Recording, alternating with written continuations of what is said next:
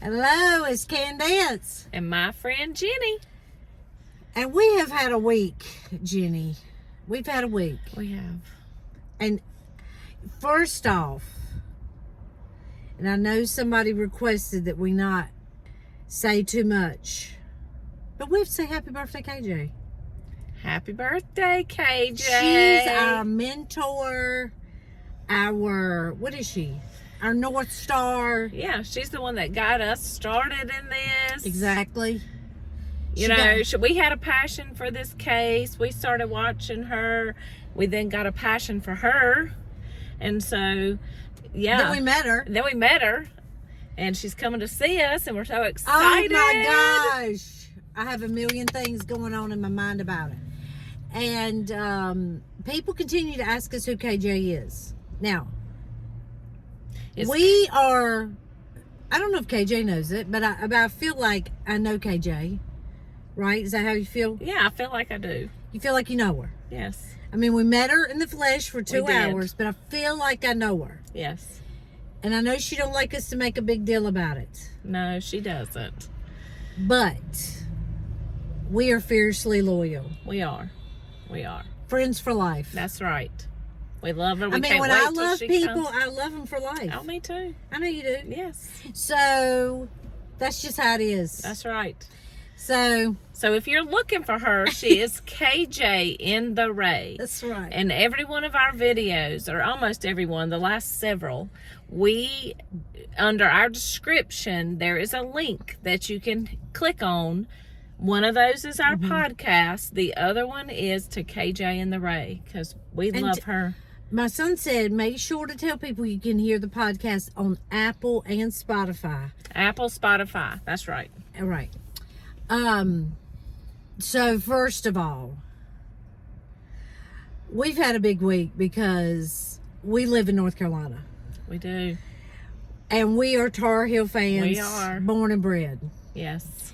And I know that for most of the world and most of the country, they do not understand basketball to the level that we do, but it's in our blood. That's right. So we had a great week. We did. We are so proud of the Tar Heels. We are. I know that they lost the final game, but they were competitive. They showed up. They showed out.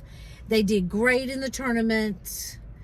I've been a fan for life.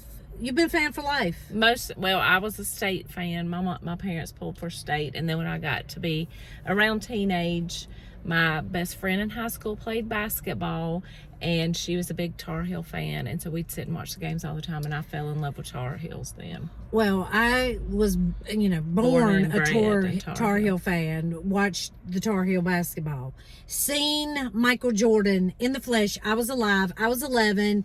Seen him become a basketball superstar. Yes. Okay. Dean Smith, Coach K. We want to give props to Coach K. Absolutely. We're going to miss him for sure. Well, because pulling against him. Pulling against him, yeah. Because he's an amazing coach. He's an amazing coach. He did amazing feats with Duke. And like somebody said, when he came to Duke, he was chasing Carolina. Then Carolina got to chasing Duke. Iron sharpens iron. So he made Duke better and UNC better. And then UNC. It's a known thing here. I don't know if it's a known thing for Duke fans, but it's a known thing for Carolina fans to say, I don't care what we do as long as we beat Duke. That's right. We don't care what we do as long as we beat Duke. So, and I'm going to say two things. Okay. About Carolina. Okay. Number one, I love Hubert Davis. Oh, me too. First of all, I watched him as a player. I love him. I love his commitment to the kids. I love that if you haven't seen, there's a story on YouTube where he lost his mom when he was 16. Oh. His mom instilled for him, told him she wanted to be a Christian, follow Jesus Christ in his life. He didn't really do that for a while.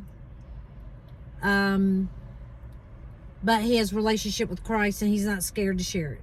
That's right. I love that.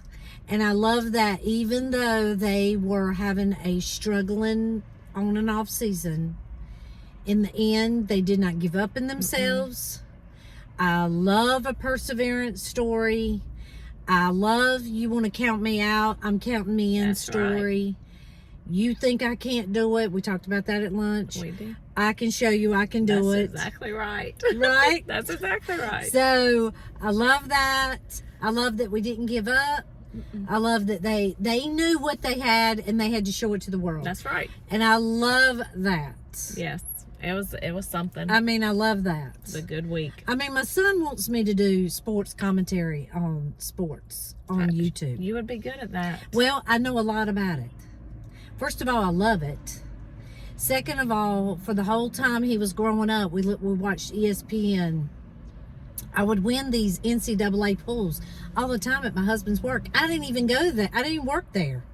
But I would win them all the time because I just listened to, I would just listen to the stories. Right. And, you know, you can just kind of tell who has the elements. And don't ever count an underdog out. No. I mean, they just have nothing but motivation to it's prove like to you you. said, a lot of times they have nothing to lose. They're going to push harder. And those who are on top might not try as hard because they think it's a given. Well, they play not to lose. Right. And other people play to win. That's a big difference in that. And yes, I know a lot about it. If you want to hear any more about it, I know a lot about it. A lot about it. A lot about sports, a lot about sports psychology. People are people. This is what I know. True crime, sports, marriage, raising kids, work things. People are people. that's right. People are people. And, you know, like we talk about sometimes that you're made up of your physical self, but you're really made up of your mind, your emotion, and your will. That's right. And that's who you really are. That's your personality. Yes. That's who you really are. And people are people. They come with these same emotions. Some are more exaggerated in people than others. You know, some people are more sad than they are happy or, you know, outgoing and these things. But human behavior, I love to watch human behavior. I do. I'm an observer of it. And you're very observant. And you are. So You have a just good my love. She has a good read on people. I try to. Yeah, you do. You do very well at that. Yeah. I just try to see it for what it is. I have a different life experience. We were talking about that than you have. Yes. And I think that when you grow up, sometimes a little bit harder than other people. You've just seen a lot. Yeah. You've just seen a lot. And so that is what I want to talk about today. All right. Yeah, she's told me she's not really going to tell. Oh. This is another one of those. Jenny doesn't even know what we're going to talk about. I told my friend Jenny, I said, we're going to do 2 videos today. Yes. One video, we're going to talk about crime case. This is an element of crime. But there's been a lot of, maybe I should say uneasiness. I watch a lot about this case. Yes, you do. I watch a lot about this case. Some people are family members. Some people are law enforcement people. Some people are just, you know, like I was telling you today before we got here. This case of Lori and Chad Daybell is so multifaceted. I don't even know that a person can cover all the aspects of it. Right. Right? Like I was telling you, there's this aspect of this mother, married 5 times. These all mean different things. Married 5 times. She allows or participates in the murder of her children and the murder of her husband. There's this greed aspect of money, insurance. This religious aspect, this cult aspect. You know, I think a little bit, there's a formal religion aspect, there's a cult aspect, there's a legal aspect, there's the the investigation aspect of it. There's the human, just the raw human, how you grew up, the experiences that brought you here, right to this experience. The social media aspect, people talking about it, different things, people from different parts of the world, the aspects of using family members to help you cover up your crime, commit the murders. Yeah. I mean, it's just on and on and on. I mean, it's There's just a lot. There's a lot to it. Multifaceted. And so I was listening, you know, there's a little uneasiness in the Lori Chad Daybell world with the YouTube. And I was thinking a little bit like, should we pull back? You know, this case is so unique because we're in it as it's unfolding. We're not looking at it afterwards in the rear view mirror. We're looking at it as it's unfolding, right? We don't know all the evidence. We don't know everything that is going to come out. We only know what we've seen come out, what we've seen other YouTubes that we follow or watch. And, you know, to be fair, I can't watch every single solitary thing on it. Not that I do not want to. Yeah, we want to do that. We wish we could, but... I mean, I have to work 12 hours a day, which is more than 12 hours a day. You too. Yes. Have to do that. We would love to spend our time like digging deep to get a better understanding of it. But that's why we want everybody to know this, everything we say on here is our, you know, that's just in our opinion, and it's, I mean, she delves way into some of it. Me, not as much. I listen to a lot. Yeah, I don't know listen that to I some, but she listens to more than I. I don't know that I do not research because I do not have the time. I wish I did. I know. I wish we did too. And a law degree to go with it. Yes, but that's why we just want everybody to know this. You know, everything we say on here, this is just our. It's just our opinion. Our opinion, our thoughts on what we do know of it, because we don't know everything about it. It's what we do know of it. So I was thinking, like, you know, because I want to be respectful, of course, to the victims, the victims' families, these people who have personal life experience with these monsters, okay? I do not have this. I do not have this. No. So I was thinking a little bit, you know, we were talking a little bit, you know, should we, you know, and we know that we probably need to focus a little bit on some other cases. Just because, if nothing else, to compare them to this case. What can we glean from this case to look at how it might go in this case? That's true. Right? That's true. Yeah. I mean, you can, you know, that's really like looking at something beyond itself, which I think is important. Yes. But I was thinking a little bit, should we pull back? Should we, you know, I don't know. I mean, you know, again, I don't want to say anything wrong, and I've said, like, I know I said, somebody pointed out that I said that Travis Alexander sold insurance, which I did say that. I did think that. I knew he sold something. He sold, legal. Oh.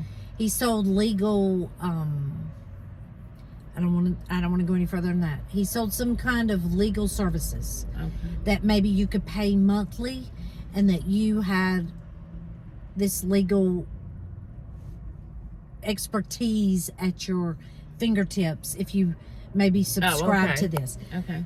And I may not even be saying that right, but I knew that he sold something. They were in this multi-market selling of something. And I did say insurance, but it was legal. It was not, and again, you know, right now I have no notes sitting in front of me. It's just, you know, going off.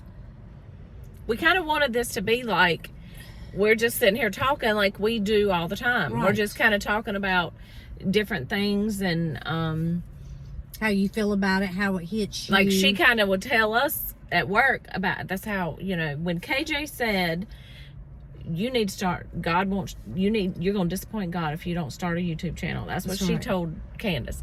And before we ever met KJ, everybody we work with said, Candace, you need to have a YouTube channel. That's right. Because she knows a lot. She likes to know things. She likes to know the details of things. And so that's kind of how we wanted this to be, was like at work. She's telling us about stuff, my response to those kind of things. That's how we wanted it set up. So I was thinking, you know, I was wrestling in my spirit a little bit about it.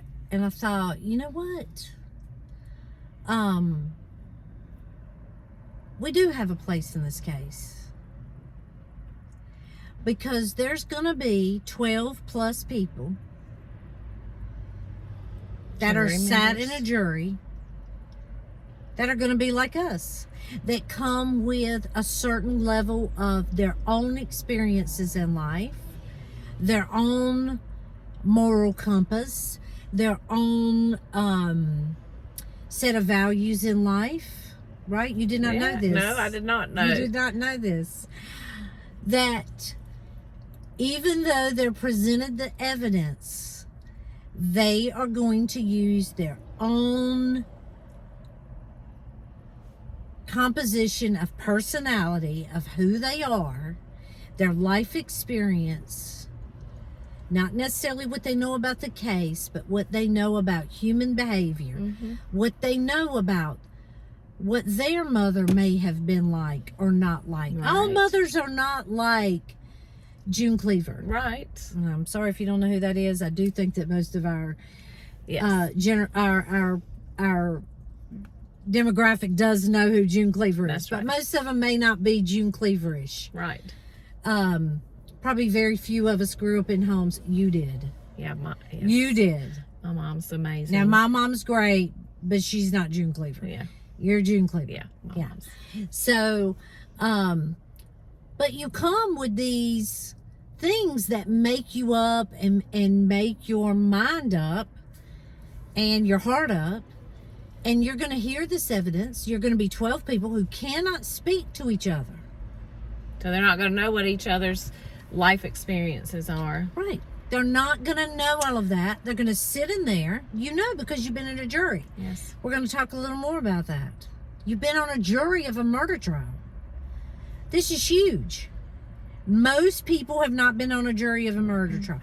I have not been on a jury of a murder trial. I think I would be great at it. You would. But I don't think they would ever sit me if they talked to me long enough, because they would think that, oh my goodness, she comes with a lot of, she's not just taking things at the surface, right? Which is what the majority of jurors probably do. Right. And this Redonda Vault case has really had me remembering these trials that I have watched and sat through on Court TV. Mm-hmm. And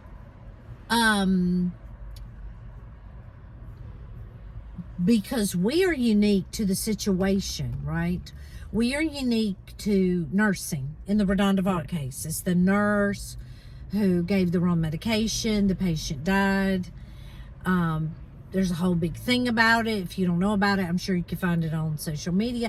But because we're nurses, we understand it a little bit in a different light than the 12 jurors. Who, there was not one nurse on the jury, right? Well, I think there was LPN. Oh, okay. But she worked in long-term care. Okay. But maybe just, you know, like I said, you come with your own experiences, your own values, your own moral compass. You come with these things, and these things are what is going to ultimately decide justice in this realm. Right? That's right. Not That's the exactly prosecution, not the prosecution, not the defense, not the social media coverage, not the court TV coverage. I have seen enough to know It can look like it is stacked up and 12 people or one person. Hey, I've seen one person hold out. Hold out. Oh my goodness. And the case be a hung jury, and then the prosecutor and the district attorney's office have to decide, are we going to roll the dice and roll the money again? Do we think we can convince 12 people to vote the way we want them to vote? Did they? Do you know? I think at first they always kind of come out and say, oh yeah, we're going to try this case again. But I think it takes time and, really looking at or maybe interviewing the jurors to see like, what made you come to that decision? You're one juror. They always love to say, is it 10-2? Is it 11-1? Is it 6-6? These things make a difference. Yeah. It makes a difference. So in the case of Chad and Lori Daybell, no, we do not have personal experience with this. No, we're not Mormons. No, we have not felt the pain and anguish that Krisha Kay, Annie Cushing's, these people have had. Yeah. Okay, we have not. No, we haven't. And We've not. And we Thank feel God. that's right. Thank we feel God. very bad for them, and Thank God. we pray for them and all they go through. Yeah, because I can only I know how somewhat frustrated we get with Lori's competency being uncertain. Mm-hmm. When we think we know she's malingering. We believe that, right? You believe that. Yes, absolutely. I believe that. So you can only imagine how that is on a I cannot imagine family that. level. I do believe that, and I've said this for as long as I can remember, watching court TV, the victims are not center stage in the court proceedings. They're not. No. They're not. I don't know why we've allowed that to happen, but the victims are not. They're not front and center. They're, it becomes a lot about the defendants. It does.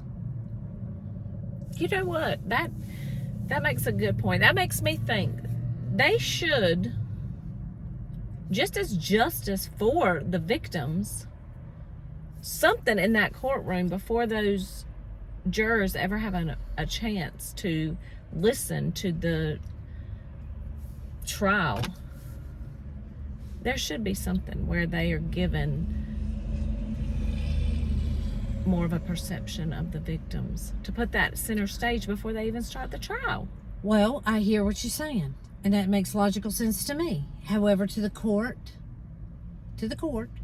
they feel like it paints the defendant, who is presumed innocent until proven guilty, Oh yeah. in a bad light. They do. You will see if you really watch cases, especially like on when they can show the coverage live. I mean, there's nothing like it. When they break away and you have these lawyers on court TV and they're explaining to you what's going on, and they're explaining to you why they're having this argument in front of the judge, and why the judge probably will rule that that cannot come in, even though it seems logical to you and I. It seems very logical. Why is that not being put in? Why is not that they committed this type of act 5 times before? I.e., example, Lori Daybell will probably not have in this trial put in of how she was in the court cases with Joseph Ryan. It probably will not come in that she kept moving jurisdictions, which kept him, knocking him back. He has to go back. He has to go to these new jurisdictions, file court cases, which we know. I mean, hey, do we not know it takes time? Yes. It takes a lot of time. And all the time, she's got this one-on-one time with her daughter. And so he's playing catch up, right? But this probably, in this case, will not come into, because it could make her look bad, to a jury. But to me, that is part of the picture. I mean, part of the picture is her character. I agree. And she doesn't have a good character. I agree. That is part of the picture. I'm just saying that these are the things that become appellate issues. These are the things that cases are overturned. These are the things which we don't want that. We do not want that, for sure. Well, for sure, we do not want that. But that's what I was thinking. That's what I was thinking. So I wanted to ask you, as a juror on a murder trial, Okay. some questions, because I'm very fascinated. I've told you, I believe the case is won and lost in jury selection. Mm-hmm. You have to know or be confident in what you're going to present and who is sitting in the box. Okay. You got to be confident about it. Okay. So first of all, how old were you when you were picked to be this juror on a murder case? Okay, let's think about this. I was... It's 2016. How old was I? I think it was 2016. All right, that's 6 years ago. Yeah, so it's 43. 43. 43. So, in the makeup, did y'all have alternates, or was it 12 straight out? There was 2 alternates, I believe. Now, look, I do not have a photographic memory like Candace. It's okay. And I might have blocked some of this out because it was very difficult. I will say that. It was it's very difficult to sit on a jury like that. So I may have blocked some of it out. But I will answer these questions to the best of my knowledge. That's all we ask. Okay. So did the 2 alternates know they were alternates, or did they let all 14 sit?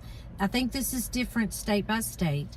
And then they pick numbers and sent 2 home. How did it work? They knew they were alternates.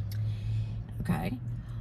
So what was the average makeup of, was it more female or more male in the 12? I would say it was probably about equal, if I recall correctly. Would you say, what about the age difference in the 12? Not the 2 alternates, but in the 12. What would you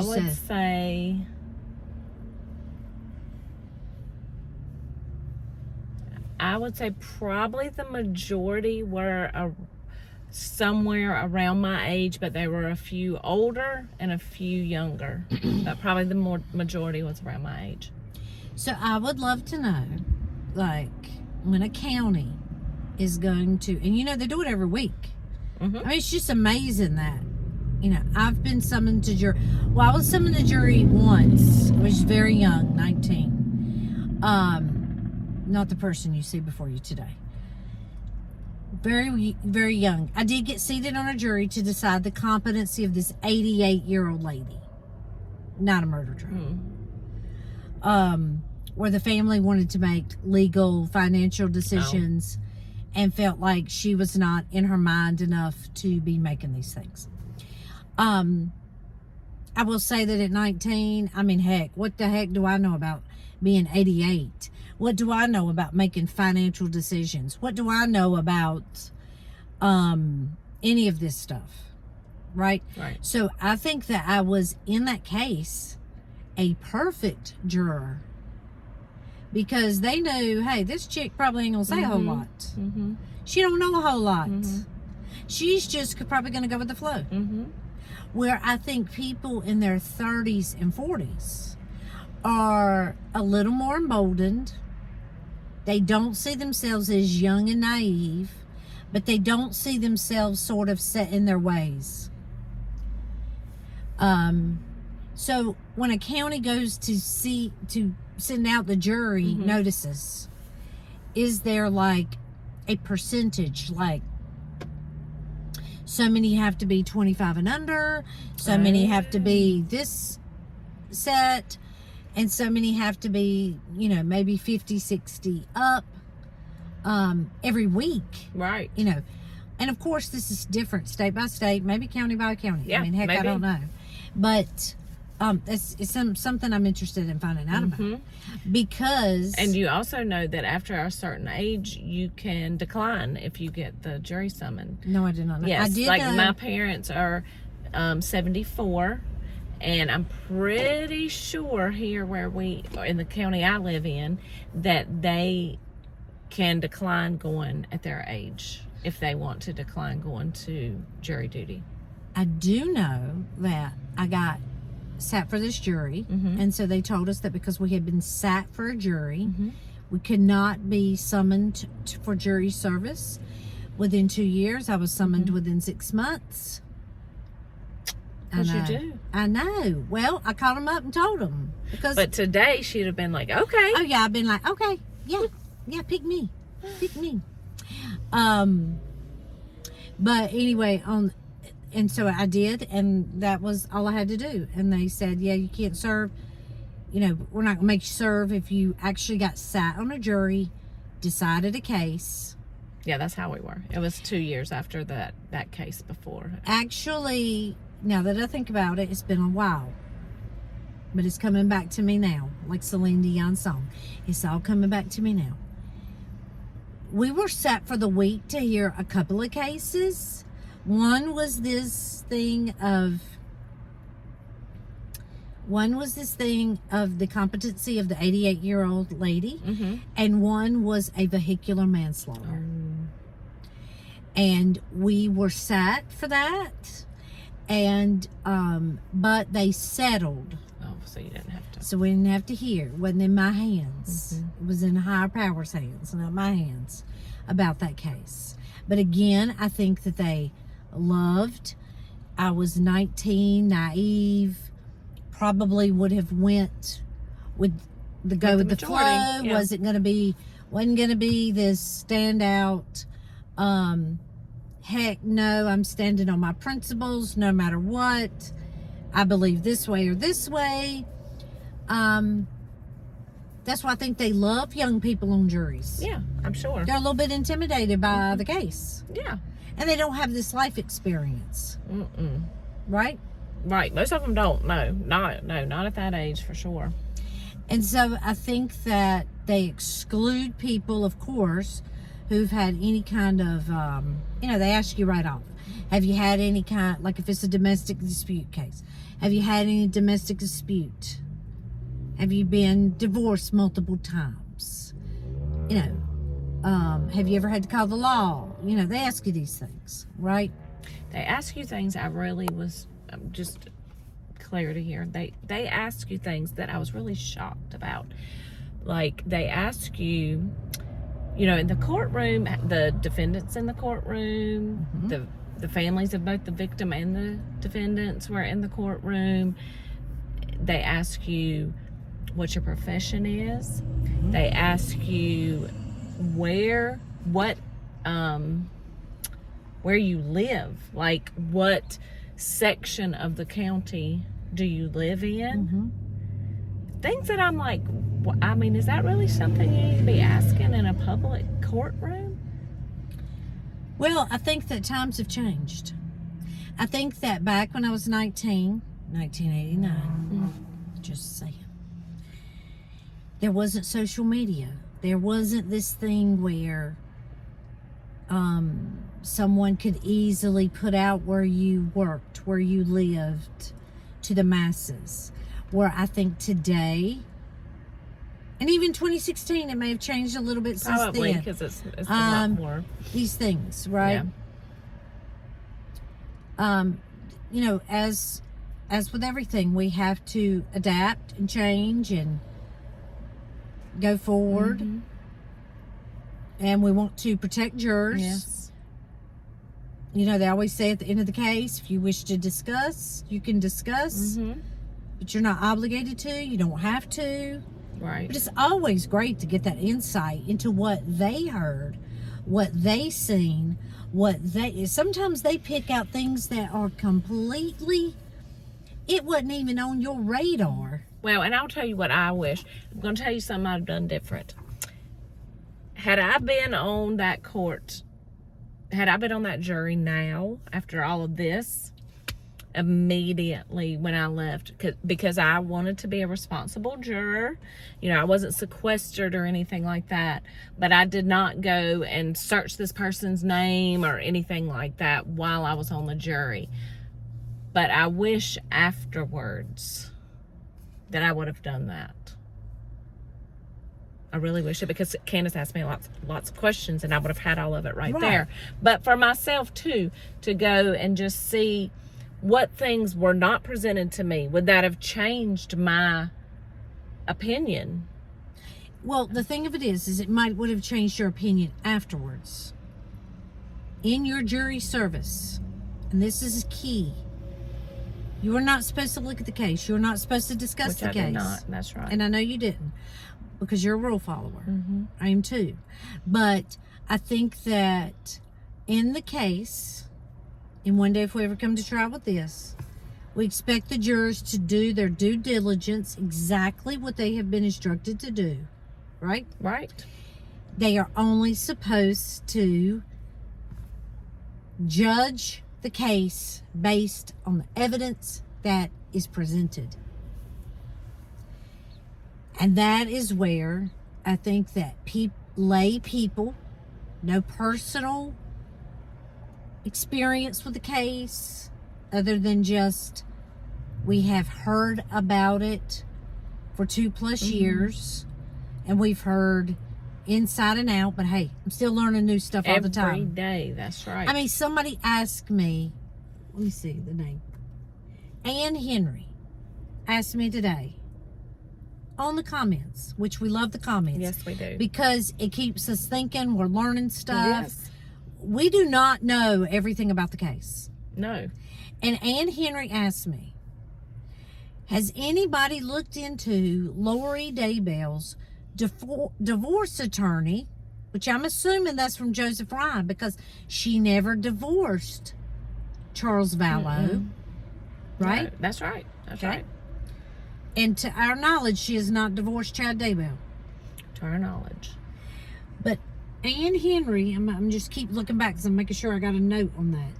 Ann Henry said that she owed this divorce attorney a lot of money, and that he died. Now, I do not know anything about it. When I tell y'all I've listened to hours about this case, to my knowledge, and I could be wrong, I haven't heard anything about this. I have not either. I have not heard anything about it.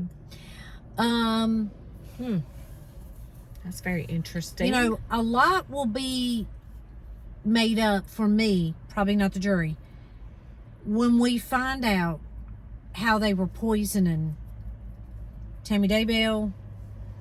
You know, I'm going to assume, I hate saying that, but I'm going to assume that we're not going to ever really know what killed Alex Cox. Yeah. Even though I believe he ingested and took on something that he knew was going to be his demise. Yeah.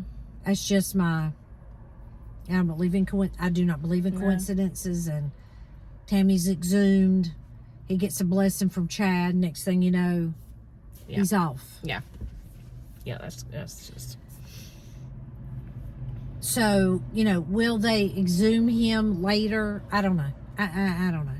Because I think that part of the problem for this case is things are done different per state. Right. To my knowledge, again, I could be wrong, it's not a federal case. I don't know why not, but it's not a federal case. Meaning the FBI does not have jurisdiction over what happens in Arizona, right, what happens in Utah, what happens in Idaho, what happens in Hawaii. So if it was a federal case, they could bring all that together? Well, I think if it's a federal case, they could... First of all, I don't even know what warrants a federal case. Let me be clear about that. I don't even know what warrants a federal case.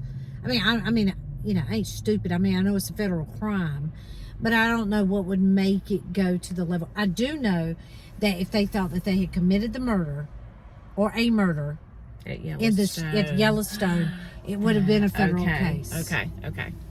That I do know. Okay. But the rest of all these, I'm not the FBI. I don't know. I wish I did, but I don't know. But I do believe that maybe more if it was a federal case, that no matter where something had happened in the United States, they would have more jurisdiction to get something done. But because things happened in this state, I mean, it's crazy, right? All of it's crazy. It's unreal. Yes, but because it happened here, it happened here. Mm-hmm. There's some in Texas. There's some in, I mean, some involvement of the case, you know, in Texas, in Arizona, in Utah, in Idaho, in Hawaii. I mean, that's 4 or 5 states right there. Yeah. And all of these states have laws and things that they go by. Yeah. So it's a lot of red tape is what it seems like to me. So will we ever know really what killed Alex? Not unless Zulema gets up there and tells it. But I doubt she's going to do that. I doubt But she should have to, you know. We talk about this case at work a lot with different people. In fact, the other night, Candace wasn't there. I was there with 2 other girls, and one of them we were talking about something, and I think maybe I was talking about meeting you for the YouTube channel or something. And she said, "What is that about?" And so I was telling her, another girl that we work with, Christine, said, "Oh yes, about this case, and if you watch this on 2020 or something, it tells the whole case." So we have people talking about it. But Kim and Donna, who we used to work with all the time, we were talking about it, and Kim said that you know, all these text messages between Lori and Zulema and all this, she said, it's probably not, the names are not just code, probably the whole conversation is code. And, you know, Candace said, yeah, people have said that. I've heard that maybe they're emails, like when Lori impersonated Charles. This is the one incident I really was like, and this is before we knew about the code names or the Chandler evidence had not been released. And somebody said, they're impersonating Charles with an email to Chad Daybell, but it's really from Lori Daybell. We know that Chad knows that it's probably from Lori Daybell and not Charles Vallow, right? Right. Which wasn't Daybell at the time, but you know, that's who it is. Right. And that when she's saying, please come and help me write this book expediently, I really want to get it done, you know, these elements of the email, she's really speaking code to Chad, and she's running interference, probably not from law enforcement, but probably from Tammy Daybell. Yeah. That's what I think. That's right. Because we do know that Alex called Tammy a warden. And yeah, I think you're right. I'm sorry, but I've been married a long time. You've been married a long time. You know, there are times that I will tell my husband, yeah, you probably need to pull back from that. You probably need to tread light. And ain't even nothing like this. No, that's that right. I know of. That's right. Right. Yeah, hopefully. That I know of. Yeah. But you need to tread light. Yeah. You know, so I can just put myself in the place of Tammy Daybell hearing this from Charles. And probably, you know, at first she didn't really know what to do about it. I mean, just me and my common sense thinking, which is what jurors are going to bring to a case. That's right. Just me and my common sense thinking, you know, if you heard this about your husband, you know your husband travels a lot. But you also know that he's the father of your children. To your knowledge, he's deeply religious, loves the Lord. Yeah. So you're trying to balance all of that information. Yeah. Right? Yeah, that's true. It takes a hot minute. And, you know, before you really, you know, want to just pull your plug on your 30-year marriage and 5 kids' father. Well, because you're taking somebody that she's lived with, she's been married Her to, lifetime, she's had children basically. with. to an email of somebody she doesn't really know. So it's going to be her initial thought to believe the person she knows. And not only this, as we've seen in the videos, Charles is extremely, first of all, I think that he knows deep down Lori's, at least some of her capability. Yes. Because he has seen it in action, up close and personal. So I think that. So I think that when you see Charles, he's got this son that they share. Just the things that are happening to him, you can just see his anxiety getting more and more heightened, right? As he engages with police and as the situations become more pressure filled. And so I can imagine that if he finds Tammy's email address, he sort of wants to vomit it all out there. It's a lot to take in. Well, yes. And so, because his email may read, because we read it in our own voice, right? Yeah. We read it in our own voice. So she may have read it to be over the top, unbelievable, jam-packed, full of incriminating information, but it's so much I can't discern head from tails. I mean, again, we do not know.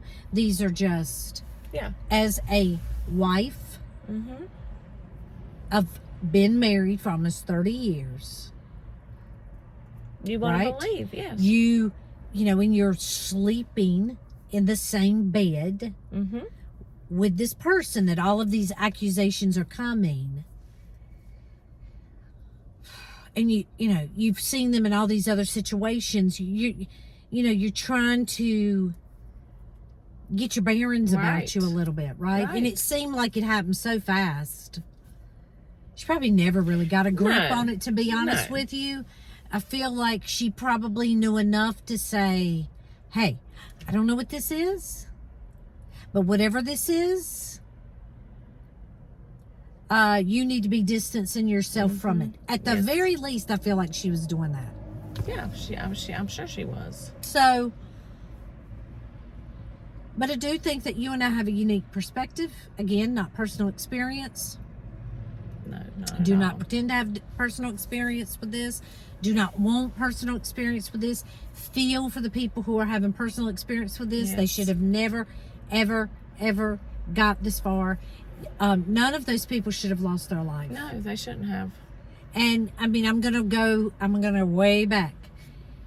I don't know that, I do believe in my soul that her and Alex had something to do with killing Joseph Ryan. Me too.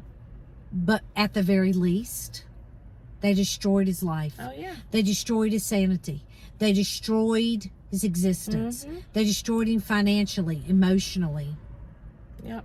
It's just my opinion. I agree. And so at the very least, they have a hand in that for sure. And none of that should have ever been allowed to happen. She was allowed to manipulate. She was praised, uplifted, encouraged. It's unbelievable. It's unbelievable. Believed. Because she's so manipulative. Yeah. Which is what she's doing right now. Yeah. Still. But we're going to talk about this in our next video, when we're going to cover the Sherry Panini case. Okay. I haven't told you about this. No, I don't know about this one. Someone asked us, because we kind of asked our viewership, we want to focus on this case, but right now, while we're in this, uncertainty of time, we have to maybe look at other things and compare them, look at them, look and see if we can glean anything from it. So that's what we're doing. That's right. That's what we're doing. So we thank you for being along for the ride. We do. Thank you for your comments and for watching, and happy birthday, KJ. That's right. Happy birthday, KJ. We cannot wait till June. No, we cannot. Right? So, until next time. Bye.